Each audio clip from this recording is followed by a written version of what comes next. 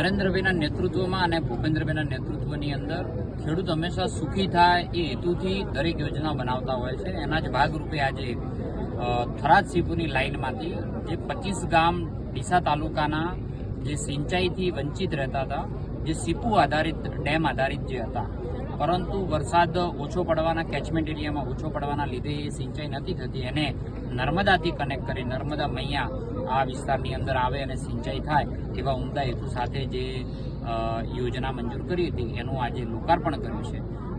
જે નરેન્દ્રભાઈ કહે છે કે અમે ખાતમુહૂર્ત પણ અમે કરીએ છીએ, લોકાર્પણ પણ અમે જ કરીએ છીએ, એવા જ એક યોજનાના ભાગરૂપે આજે નર્મદા મૈયાના વધામણા કરવા માટે જિલ્લાના અધ્યક્ષ શ્રી કીર્તિસિંહ વાઘેલાજીના હસ્તે વરદ હસ્તે કર્યું છે અને જિલ્લાના સૌ આગેવાનો આની અંદર જોડાયા છે, ખેડૂતો જોડાયા છે અને સાચા અર્થની અંદર ભારતીય જનતા પાર્ટીની સરકાર ખેડૂતોની સરકાર છે આજે સાર્થક થઈ છે. નર્મદા મૈયાના નીર આવવાથી ખેડૂતોમાં ખૂબ અનેરો ઉત્સાહ છે.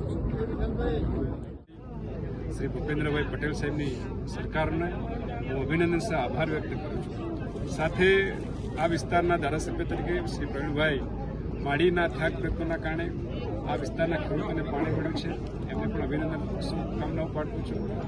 સાથે આ વિસ્તારના ધારાસભ્ય માવજીભાઈ દેસાઈ, આ વિસ્તારના પૂર્વ ધારાસભ્ય શ્રી ગોભાઈ દેસાઈ, આ વિસ્તારના સૌ ભારતીય જનતા પાર્ટીના સન્માનીય આગેવાનો આ ખેડૂતોને વાચા આપવા માટે ખૂબ વર્ષોની જૂની અને લાગણીની માગણી હતી, એને સંતોષવા માટે ખૂબ અથાગ પ્રયત્નો કર્યા છે અને આ પ્રયત્નો આજે સફળ થયા છે. નર્મદા નીર પાઇપલાઇનના માધ્યમથી, કેનાલના માધ્યમથી આજે ધાનેરા અને ડીસા તાલુકાના ગામડે ગામડે પહોંચશે.